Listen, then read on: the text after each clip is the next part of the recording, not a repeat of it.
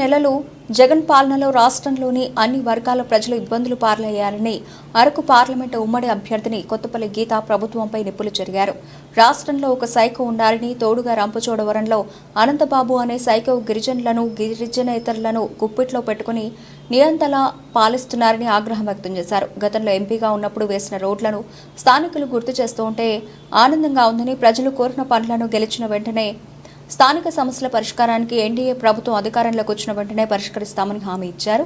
ఎన్నికల ప్రచారంలో భాగంగా మారుమూల గ్రామాలైన చెరుకుపాలెం, జడ్డంగి, అలాగే సింగంపల్లి, వట్టిగడ్డ, దూసరపాము, రాజొమ్మంగి వరకు రంపచోడవరం నియోజకవర్గ అభ్యర్థిని మిరియాల శిరీషాదేవితో కలిసి బైక్ ర్యాలీ, రోడ్ షో పర్యటన చేపట్టారు.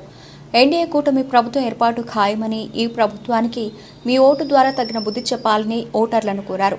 ర్యాలీలో కూటమి పార్టీల నేతలు, కార్యకర్తలు, గ్రామ ప్రజలు హారతులతో స్వాగతం పలికారు. నరేంద్ర మోడీ గారు, మన ప్రధానమంత్రి గారు ఈ రోజు ఫ్రీ రేస్ ఇస్తున్నారంటే ఇంకా 2 సంవత్సరాల వరకు ప్రకటించడం జరిగింది. మనకు ఫ్రీ రేస్ వస్తుందంటే నరేంద్ర మోడీ గారు ఇచ్చిన పథకం. Hello AP,